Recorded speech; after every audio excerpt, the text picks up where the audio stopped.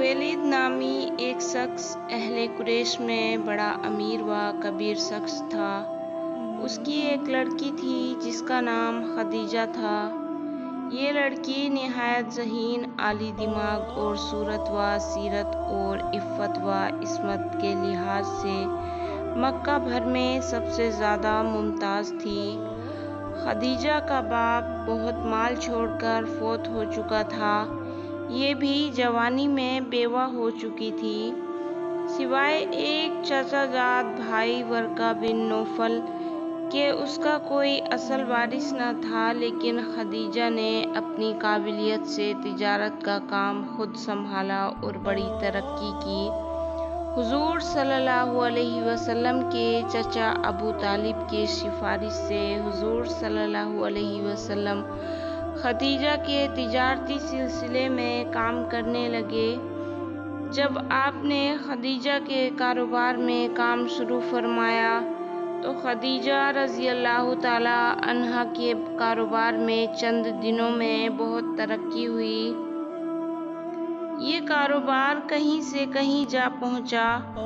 इस बरकत और तरक्की का खदीजा रज़ी अल्लाह ताला अन्हा के दिल पर बड़ा असर हुआ। एक दिन खदीजा रज़ी अल्लाह ताला अन्हा अपने महल के ऊपर खड़ी थी। धूप का वक्त था और हुजूर सल्लल्लाहु अलैहि वसल्लम तशरीफ़ ला रहे थे। तो खदीजा ने देखा कि हुजूर सल्लल्लाहु अलैहि वसल्लम के सिर पर बादल का साया है। जैसे जैसे हुजूर सल्लल्लाहु अलैहि वसल्लम आगे बढ़ते हैं, वो बादल का टुकड़ा भी हुजूर सल्लल्लाहु अलैहि वसल्लम के साथ बढ़ रहा है। खदीजा को देखकर बड़ा ताज्जुब हुआ और हुजूर सल्लल्लाहु अलैहि वसल्लम की इज्जत व तौकीर उसकी नज़रों में और भी ज़्यादा हो गई। एक रोज़ हुजूर सल्लल्लाहु अलैहि वसल्लम को बुलाकर कहने लगी कि मेरे तिजारती काफ़िले के साथ इस दफ़ा आप भी तशरीफ़ ले जाएं। हुजूर सल्लल्लाहु अलैहि वसल्लम ने फरमाया, अच्छा जाऊंगा। खदीजा की तिजारत का बड़ा मुहतमिन खदीजा का आज़ाद करदा गुलाम मैसरा था, जिसकी तहवील में तिजारत का सब हिसाब रहता था। हज़रत खदीजा ने मैसरा को बुलाकर हुजूर सल्लल्लाहु अलैहि वसल्लम के मुताल्लिक ताकीदन कह दिया कि इस साल काफिले के साथ ये भी जाएंगे। ये जो कुछ तुम लोगों को मशवरा दें उसी के मशवरे पर अमल करना और सफ़र में उनकी जात से जो कुछ वाक़यात गुज़रे उनको अच्छी तरह याद रखना। मैसरा ने अपनी मालिकी की ये हिदायत सुनकर उस पर अमल करने का इकरार कर लिया। चंद रोज़ बाद ये काफ़िला मक्के से शाम की तरफ रवाना हुआ। हुजूर सल्लल्लाहु अलैहि वसल्लम भी साथ थे। चंद मनाजिल तय करके जब इस काफ़िले ने एक ईसाई पादरी जिसका नाम नस्तूरा था के गिरजे के पास ठहरे तो हुजूर सल्लल्लाहु अलैहि वसल्लम जिस दरख्त के पास बैठे थे उस दरख्त का साया हुजूर सल्लल्लाहु अलैहि वसल्लम पर झुक आया। पादरी ये वाक़या देखकर मैसरा की तरफ आया और ताज्जुब के साथ पूछने लगा, इस साल ये तुम्हारे काफ़िले के साथ कौन नौजवान आए हैं? मैसरा ने कहा, ये अहले कुरैश में से हैं और हमारे सरदार हैं। बेशक ये तुम्हारे काफ़िले ही के कुछ सरदार नहीं बल्कि किसी दिन सारे जहान के सरदार होंगे। मैसरा ने कहा, आपको ये कैसे मालूम हुआ?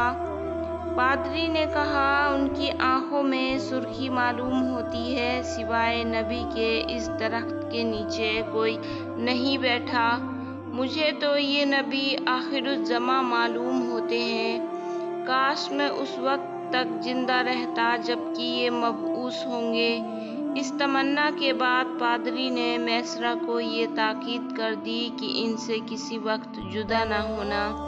सच्चे इरादे व नेक नियत से इनके साथ रहना, क्योंकि मोहम्मद सल्लल्लाहु अलैहि वसल्लम वो हैं جنہیں اللہ تعالیٰ شرف نبوت سے سرفراز فرمائے گا۔ علاوہ اس واقعہ کے اور بھی کئی ایسے ہی واقعات راستے میں گزرے۔ آخر یہ قافلہ ملک شام میں پہنچا۔ حضور صلی اللہ علیہ وسلم کا تمام سامان تجارت اس سال دگنے چوگنے منافع پر فروخت ہو چکا، تو تمام قافلے والے خوش و خرم اپنی مالکہ خدیجہ سے انعام و اکرام حاصل کرنے کی خوشی میں مکہ شریف کی طرف واپس ہوئے۔ ان برکت واقعات سے سب قافلے والوں کے دلوں میں حضور صلی اللہ علیہ وسلم کی پہلے سے بھی زیادہ عقیدت پیدا ہو گئی تھی۔ میسرہ اپنی مالکہ کی ہدایت کے مطابق نہایت ادب سے آپ کی ایک ایک ادائے مبارک اور پیش آنے والے واقعات پر خوب غور کرتا ہوا آ رہا تھا۔ جب یہ قافلہ مکہ کے قریب پہنچا تو سب نے یہ طے کیا کہ حضور صلی اللہ علیہ وسلم اپنی سواری دوڑاتے ہوئے سیدہ خدیجہ کے سامنے تجارت کی فروخت اور کافی منافع ہونے کی خوشخبری دینے میں سب سے پہلے جائیں۔ چنانچہ اس تجویز کے مطابق حضور صلی اللہ علیہ وسلم اپنی سواری دوڑاتے ہوئے جس وقت خدیجہ کے محل کی طرف تشریف لا رہے تھے، اتفاقاً اس وقت خدیجہ اپنے محل کی چھت پر کھڑی تھیں، جنہیں اس سوار کی عجیب شان نظر آئی۔ سوار کا چہرہ چاند سا منور تھا اور اس کے سر پر ابر کا ٹکڑا سایہ کیے ہوئے ساتھ دوڑ رہا تھا۔ حضور صلی اللہ علیہ وسلم کی یہ شان پاک حضرت خدیجہ رضی اللہ تعالیٰ عنہا کے دل پر گہرا اثر فرما گئی۔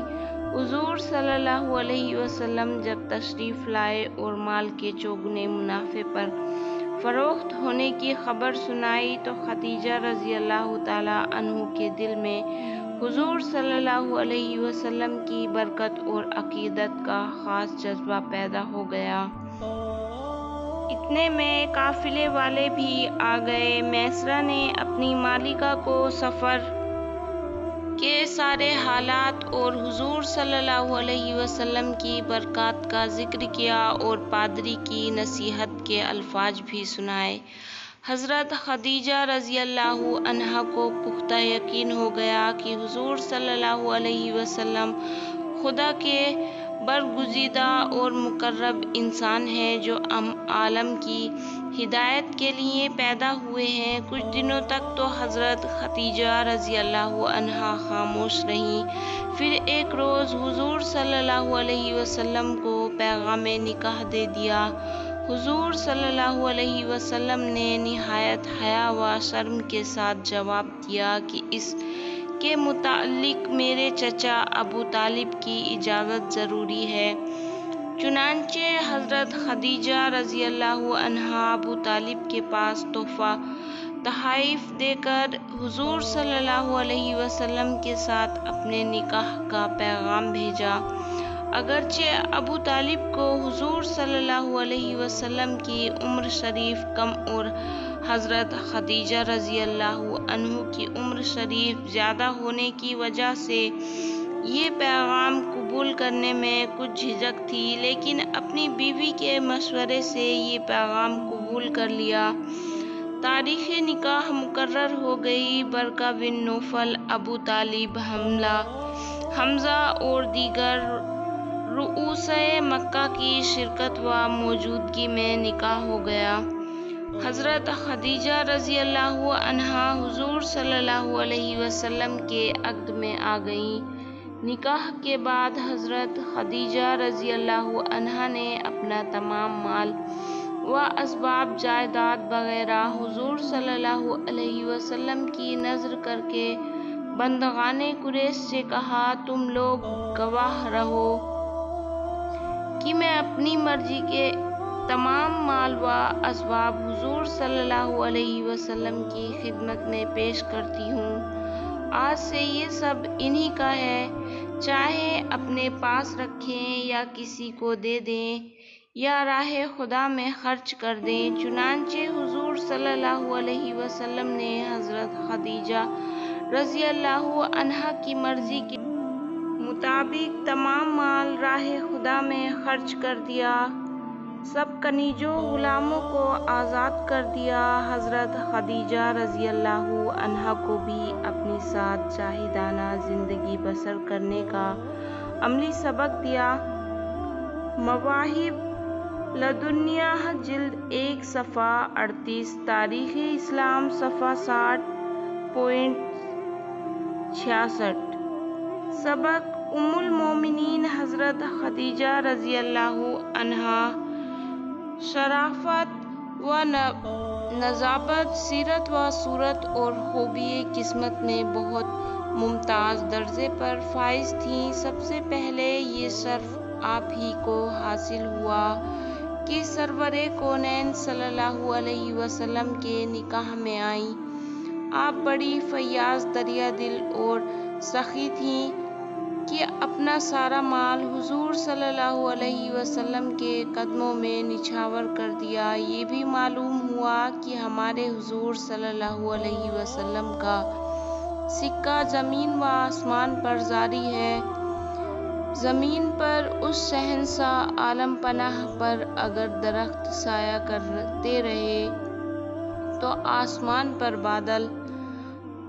فائدہ 1، حضور صلی اللہ علیہ وسلم ایک نکاح کے وقت عمر شریف 25 سال کی اور حضرت خدیجہ رضی اللہ عنہا کی عمر 40 سال کی تھی، اور جب تک یہ حضرت خدیجہ رضی اللہ عنہا زندہ رہیں حضور صلی اللہ علیہ وسلم نے دوسرا نکاح نہیں فرمایا۔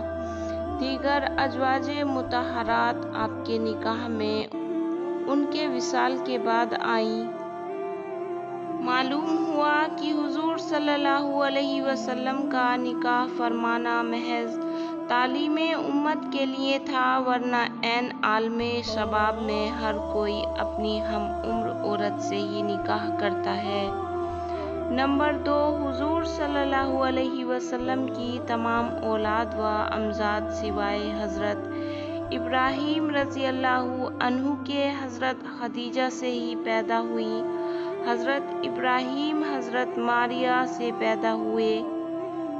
نمبر 3، حضرت خدیجہ رضی اللہ عنہا سے حضور صلی اللہ علیہ وسلم کی جو 4 صاحبزادیاں پیدا ہوئیں ان کے نام یہ ہیں: حضرت زینب، حضرت رقیہ، حضرت ام کلثوم اور حضرت فاطمہ رضی اللہ تعالیٰ عنہم۔